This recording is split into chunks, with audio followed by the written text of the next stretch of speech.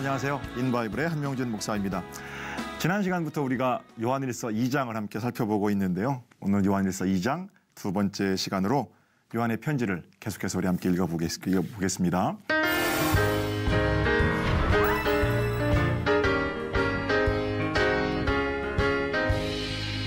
지난 시간에 하나님과의 동행을 위해서 버려야 할 것 세 가지 생각해 봤죠. 죄인데요. 죄의 세 가지 모습. 첫 번째, 죄는 불순종이고, 두 번째, 죄는 양심을 거스르는 것이고, 죄는 욕망에 따라 사는 것이죠. 예수님과 동행을 위해서 죄를 버리고 동행하려고 나설 때 집요하게 하나님과의 동행을 가로막는 것이 바로 죄이고요. 이 죄책감의 빗장을 또 어떤 죄의식의 절망의 못을 풀고 뽑아내는 열쇠는 바로 우리 주 예수 그리스도의 사랑임을 생각해 보았습니다. 자, 1절을 다시 한번 복습하는 마음으로 볼게요. 1절입니다. 나의 자녀들아, 내가 이것을 너희에게 쓰면 너희로 죄를 범하지 않게 하려 함이라. 만일 누가 죄를 범하여도 아버지 앞에서 우리에게 대언자가 있으니 곧 의로우신 예수 그리스도시라. 사도 요한은 예수님을 대언자 이렇게 소개하고 있습니다. 대언자는 내 형편을 하나님 아버지 앞에 대신 아뢰어 주시는 분이시죠. 살아온 인생을 돌아보니까 힘은 힘대로 들었고 뭐 하나 이뤄놓은 거 없고 눈물뿐이고 구구절절 내 인생 누가 설명 좀 해줬으면 좋겠는데 나를 데리고 하나님 앞으로 가셔서 나를 변호해 주시는 분이 계시다는 말씀이세요. 하나님과의 동행을 위해서 우리의 대언자이신 예수 그리스도, 그분을 바라보아야 합니다. 특별히 이번 주간에 이제 교회적으로 전 교회들이 고난주간 시작하게 될 텐데, 고난주간에 십자가를 바라보며 살아가는 것, 우리 믿는 사람들의 모습이죠. 우리 예수님께서 우리를 하나님 앞으로 데려가시기 위해서 어떤 일을 하셨는지를 십자가를 보면서 기억하는 겁니다.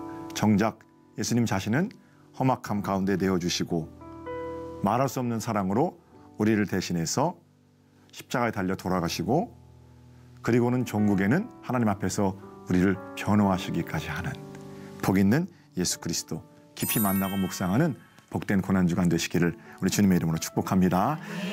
자, 오늘은 계속해서 요한의 편지를 볼 텐데요. 4절과 5절을 보겠습니다. 4절, 5절 제가 읽을게요. 우리가 그의 계명을 지키면 이로써 우리가 그를 아는 줄로 알 것이요. 그를 아노라 하고 그의 계명을 지키지 아니하면 거짓말하는 자요, 진리가 그 속에 있지 아니하되. 주님을 안다는 것은 계명을 지키는 겁니다. 이 말은 우리가 주님을 아는 것이 머리로 아는 것 또는 믿음의 공식을 암송하는 것, 이런 차원을 넘어서서 삶으로 주님을 아는 것임을 우리에게 이야기해 주시지요. 요한은 주님을 안다고 하면서 계명을 지키지 않는 사람들은 거짓말하는 사람이다, 아주 단호하게 이야기하고 있습니다. 이런 얘기가 좋겠네요. 저희 할머니는 지금으로부터 약 37년 전에 돌아가셨습니다. 매년 할머니 돌아가신 날이 4월 14일인데요. 할머니 한나라 생신을 기억하면서 가족들이 모여서 37년째 추모 예배를 드립니다. 동생들하고 동생 식구들이 전부 미국에 있기 때문에 저희 아버지하고 어머니 그리고 저희 가족 4식구 이렇게 6명이서 아주 단촐하게 추도 예배를 드리고, 때로는 교장님들이 함께 드려주기도 하시고 그렇게 하시거든요. 한 번은 이제 저희 가족 6명이 모여서 할머니 추모 예배를 드리고, 저희 아이들 어렸을 때예요. 저희 아버지가 이제 설교 말씀을 하시는데 매년 똑같은 얘기를, 너희 할머니는 어떤 분이셨고 아버지는 얼마나 가난하게 살았고, 아주 감동적으로 똑같은 얘기를 하시거든요. 다 식사가 끝났어요.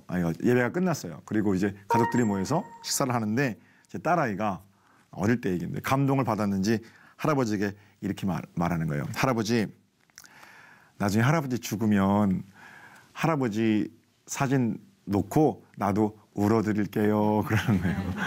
그러니까 저희 아버지의 모습이 아마 제 어린 딸이 보기에는 그렇게 심각하게 엄마를 생각하는 모습이 아마 충격이었던 모양이에요. 근데 할아버지 나중에 죽으면 나도 할아버지 울어드릴게. 근데 꼭 그 말이 빨리 돌아가세요. 제가 그런 말은 아니지만 그런 식으로 들려서 순간 좀 난감했어요. 아버지는 웃으시면서 손녀딸에게 그래 고맙다 이렇게 말씀하시더라고요. 예배가 끝나고도 저희 아버지는 저희 할머니 사진을 오랫동안 집에서 치우지 않으십니다. 일주일 정도 또 2주 정도 이렇게 할머니 생각하시면서 기도하시고요. 홀로 아들을 키우다가 돌아가신 엄마 생각하시는 거고요. 돌아가신 엄마를 향한 그리움, 제가 이제 아버지 댁에 갈 때마다 느껴지는 그런 4월이죠. 저도 자식 낳아서 키워보니까 자식 사랑하는 부모 마음 어떤 건지 아주 조금 알 것 같아요. 할머니께서 왜 그렇게 험한 산을 넘어 고생하시면서 막내 아들을 위해서 헌신적인 삶을 사셨는지 어릴 때 귀에 못이박히 들었던 설교로는 그저 동화 속 이야기로만 알았는데 저도 제 자식 낳아서 10년, 20년 키워보니까 그 사랑이 어떤 것이구나 조금 알게 될 것 같다는 말입니다. 점점 더 알아가게 되겠지요. 사실 자식 사랑 뭔지 부모 공경 뭔지 모르는 사람 없잖아요. 초등학교 도덕 시간에 다 배우는 거예요. 부모를 공경하라, 자녀를 사랑하라, 형제를 사랑하라. 근데 이거는 그렇게 배워서 아는, 지식으로 아는 알미라면 살면서 그것이야말로 이런 말씀이었구나 하고 알게 되는 그런 알미 있죠. 부모가 되고서야 부모의 삶을 알게 되듯이 비로소 예수님처럼 사랑할 때 알게 되는 예수님의 사랑이 있다라는 겁니다. 주님을 안다는 거 단순히 그분은 이런 분이세요. 사람들 앞에서 말한다는 것을 의미하지 않습니다. 예수 믿지 않는 사람들도 성경책 읽고 그분에 대해서 어쩌면 우리보다 더 잘 설명할지도 몰라요. 예수는 베들레헴의 어린 아기로 출생했다. 30세까지 아버지 도와서 목공 일을 하였다. 여기저기 다니면서 말씀을 전했고 귀신을 내쫓았고 기적을 행했다. 뭐 이것보다 더 자세하게 예수님에 대해서 이야기할 수 있습니다. 그러나 이건 그냥 주님 하신 일들을 인지하고 있는 거고요. 본문에서 얘기하고 있는 사도 요한의 주님을 아는 것은 좀 다른 알미죠. 그런 알미 아니에요. 계명을 지키고 살아갈 때 알게 되는 그런 알을 말씀하는 거죠. 여러분 어떠세요? 진짜로 주님을 알고 계세요? 제자훈련 받으시는 집사님 한 분이 몇 년 전에 생활숙제 하셨는데 자 이런 고백 읽어드릴게요.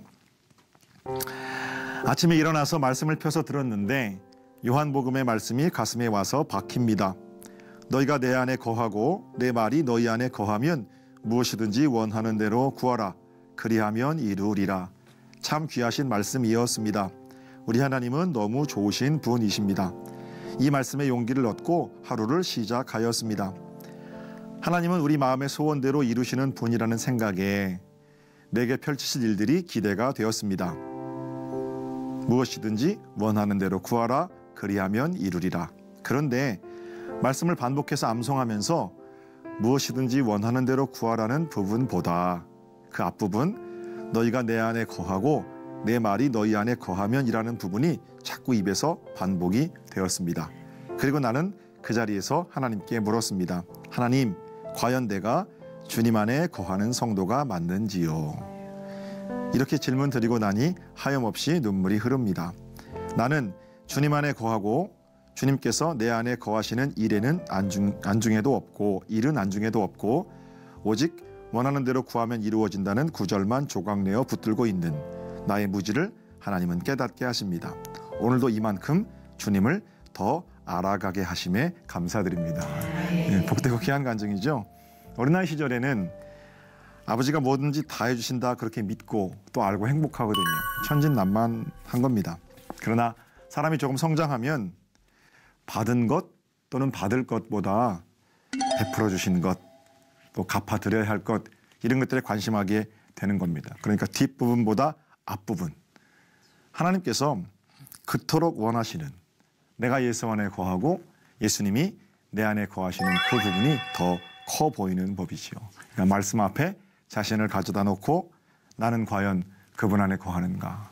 이 질문이 더 깊이 있게 주님을 알고 주님을 만나게 하는 좋은 질문이 되는 거죠. 믿음은 공식 암송이 아닙니다. 에베소 4장 13절에 사도 바울이 이렇게 편지합니다.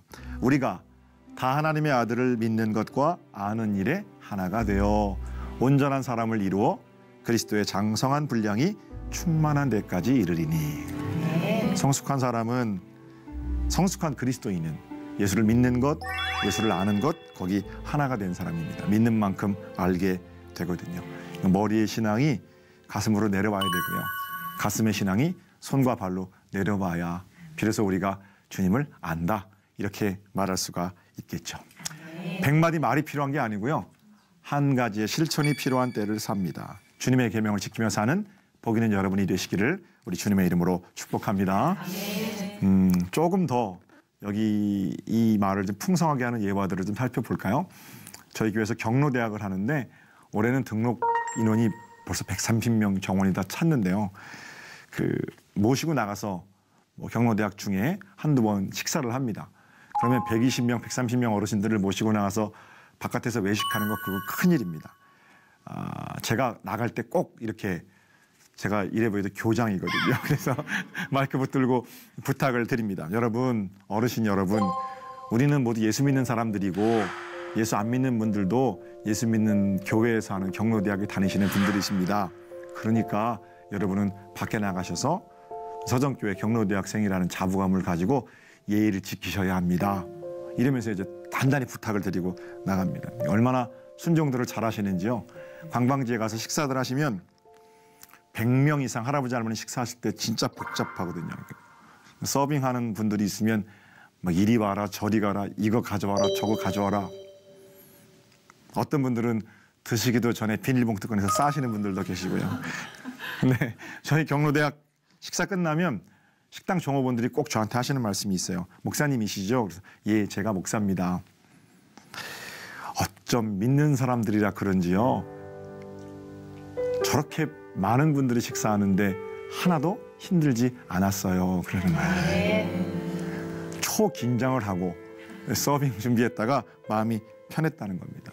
반말하는 할머니도 안 계시고 큰 소리 지르는 할아버지도 안 계시고 기다릴 줄 알고 상냥하게 대우해 주시고 그렇게 하신다는 거예요. 그런 말 들을 때 얼마나 기분이 좋은지 몰라요. 그래서 제가 나올 때는 다 예수님 덕이지요 이렇게 말합니다. 주님을 안다는 건 계명을 지키는 거예요.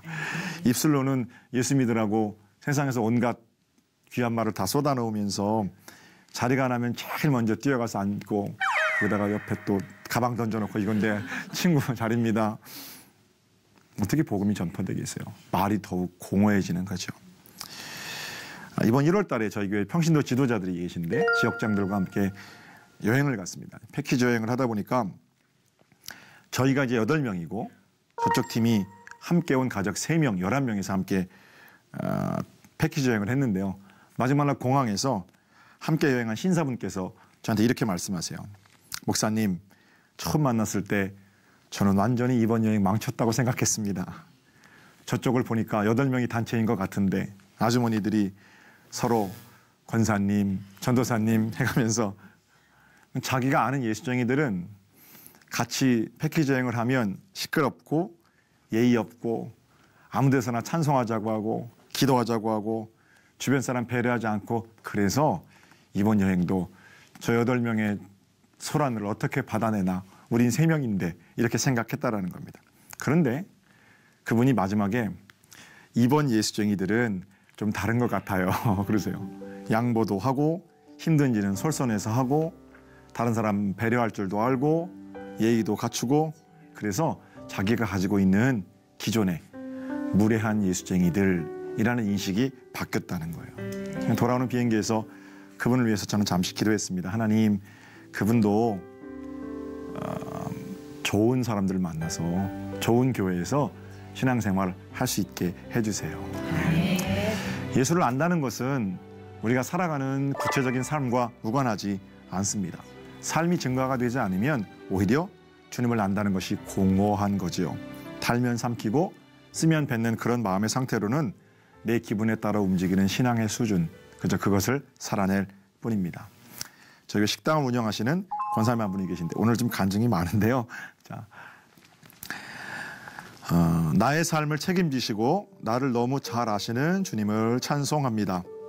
지난주에 대상포진을 앓고 쉬어야 하는데 뭐가 그리 바쁜지 이 정도쯤이야 하는 마음으로 약물로만 치료를 하려고 했습니다. 그런데 뜻하지 않게 발가락 골절상을 입게 되었고 저는 병원에 입원하게 되었습니다. 하나님께서 그렇게 쉬라고 말씀하셨는데도 아니에요 하나님 열심히 해볼게요 이렇게 불순종하며 나서는 나를 하나님께서 아예 편히 병원에서 쉬게 해 주셨습니다. 주님이 이렇게까지 하시지 않았다면 아마 저는 지금도 걸려놓은 일 때문에 전전긍긍하며 쉬지 못하고 있을 겁니다. 하나님의 뜻으로 알고 받아들였습니다. 그런데 이게 또 무슨 일인가요? 사랑하는 우리 엄마께서 딸이 부러우셨는지 제가 병원에서 쉬는 게 셈이 나셨는지 병원에 입원해 오셨습니다. 연세도 있으셔서 가슴이 철렁 내려앉았습니다. 하나님께 서운한 마음이 들었습니다. 나는 애써 받아들였는데 하나님 우리 엄마는 무슨 잘못인가요? 사랑하는 우리 엄마 털끝 하나 상함 없도록 지켜주십사 그렇게 기도했건만 왜 늙은 엄마를 여기까지 오게 하시나요? 하나님이 원망스러웠습니다. 식당은 어떻게 할 것이며 아버지는 또 어떻게 챙겨드리나 걱정이 되었습니다. 그런데 그건 잠시뿐이었습니다. 곁에서 엄마의 모습을 보면서 하나님께서 엄마가 제일 사랑하시는 나를 엄마 곁에 두시려고 이렇게 하셨구나 하는 마음이 들었습니다. 또 엄마가 얼마나 힘들고 외로우셨으면 병원에까지 딸 옆으로 오셨겠나 하는 생각도 들었습니다. 그제서야 우리 주님께 감사의 기도를 올렸습니다. 주님, 원망했던 저를 용서해 주세요. 그렇게 기도하고 나자 마음이 무척 편해졌습니다. 그래 엄마도 나도 조금 쉴 때가 된 거야. 그래도 다행인 것은 엄마도 왼쪽 다리 나도 왼쪽 다리. 역시 우리 주님은 오묘하신 분이십니다.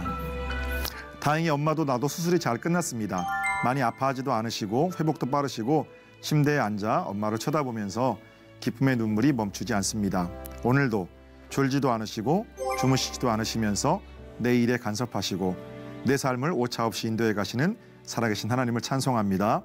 주님 내 마음 아시지요? 진짜로 사랑합니다. 할렐루야. 자기도 입원하고 엄마도 입원했는데 감사를 고백하는 거예요.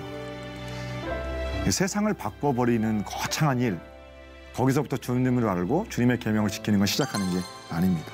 아주 작은 일, 내게 벌어진 사건들 속에서 하나님은 어떤 빛을 비추어 주시는가, 그거 집중하고 주님께서 말씀하시는 것들에 순종하고 나설 때 비로소 우리가 주님은 아는 자다 이렇게 이야기할 수가 있겠죠. 좋은 질문이 있습니다. 예수님이라면 어떻게 하셨을까? 이 질문만 정직하게 품고 살아도 인생이 바뀝니다. 이 질문을 묻기만 했는데 마음의 평강이 찾아오거든요. 이번 주간 지나면 여러분 며칠 지나면 부활주일 맞게 되겠죠. 부활하신 주님을 안다 라는 것은 무엇입니까?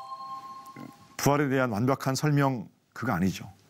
설명이 되면 그래서 논리적으로 부활을 완벽하게 이해시킬 수 있으면 그건 부활이 아니죠.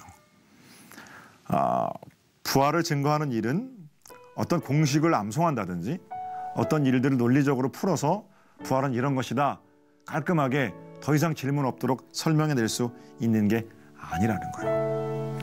부활하신 예수 그리스도의 명령, 그 명령을 지켜내는 부활의 증인된 삶, 이런 것들이 부활의 증거가 되는 거고 주님을 아는 자라고 비로소 이야기할 수가 있겠죠. 매주일 예배에 참석하는 한 청년이 있었습니다. 목사님은 그 청년을 집으로 초대했고요.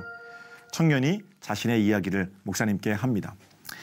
청소년기를 방황하며 보냈는데 너무 방황이 심해서 부모가 16살에 정신병원에 갔다가 집어넣었대요. 근데 정신병원에서 이 청년이 탈출하고 시카고의 창녀촌을 전전하면서 심부름해주면서 그렇게 살다가 손님의 신용카드를 훔쳐서 사용하는 경찰에 붙들리게 된 거예요. 그래서 2년 동안 감옥 생활을 하게 됩니다. 감옥 생활은 지옥 같았고 자신의 인생은 감옥에서 끝났다. 젊은이는 그렇게 생각했었죠.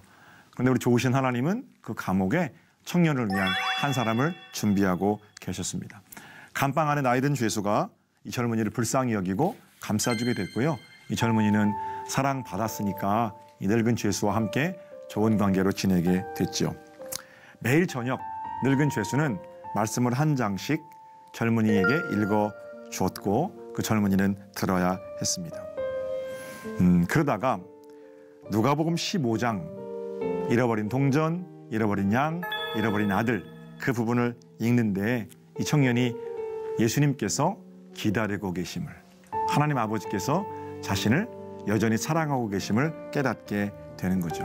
이런 말씀을 들었다고 그래요. 너는 내게 갚을 것이 있다. 너는 내게 빚을 지고 있다. 이런 음성이 청년에게 들렸다고 그럽니다. 예수님을 만나게 된 거예요. 그 다음에 이 청년의 삶이 새로워졌습니다. 모범수가 됐고요. 2년 형기가 있었는데 6개월을 살고 모범수로 풀려나서 집으로 돌아왔습니다. 돌아와서 자기가 하지 못했던 밀린 고등학교 과정을 졸업한 후에 전액장학생으로 대학에 들어갔다고 그래요. 이제 이 청년이 목사님 저는 이런 인생 스토리를 살아왔어요. 이렇게 이야기하는데 마지막에 이러는 거예요. 목사님 제가 왜 이 얘기를 목사님께 말씀드리는지 아세요? 목사님이 왜 얘기했는데 목사님 몇 주 후면 부활절이잖아요. 부활절 설교에 목사님들은 예수님 부활을 증명하려고 애쓰시잖아요. 제 얘기를 해주세요. 제가 바로 예수 그리스도 부활의 증거입니다. I'm your proof of Easter. 이렇게 이야기를 했다고 그래요. 지금 여기 나와서 말씀을 전하고요. 지금 여기 나와서 말씀을 듣고 또 어떻게든 들려진 말씀대로 살아보려고 하고 하나님 주신 명령들을 지키려고 하는 그 몸부림. 이 부활의 증거, 이것보다 더 중요한 증거는 없어요. TV 앞에서 하나님 말씀을 경청하고 있는 여러분의 모습이라든지 그 말씀 때문에 어떻게든 사랑해 보려고 나서는 어떻게든 용서해 보려고 나서는 그 길, 바로 이런 것들이 주님의 계명을 지키는 것이고 주님의 계명을 지키는 그런 자들의 모습 또한 주님을 더 깊이 알아가는 그런 모습의 다름이 아닌 거죠. 머리로만 아는 게 아니라 그래서 아주 경박하게 주님에 대해서 이리 말하고 저리 말하고 마음대로 정죄하고 판단하는 그런 게 아니고 더욱더 주님을 깊이 알아가는 살아계신 우리 구주 예수 그리스도 부활의 증거가 되는 거죠. 주님의 계명을 지키는 자가 주님을 아는 자입니다. 이번 한 주간도 주님의 계명을 잘 지키면서 주님을 더 깊이 알아가는 복된 승리의 삶이 사랑하는 여러분들의 또 시청자 여러분들의 것이 되시기를 다시 한번 주님의 이름으로 축복합니다. 자, 다음 시간에 요한일서 2장 세 번째 주제를 가지고 다시 만나도록 하죠. 한 주간 그리스도의 부활 가운데 평강하시기를 주님의 이름으로 축복합니다.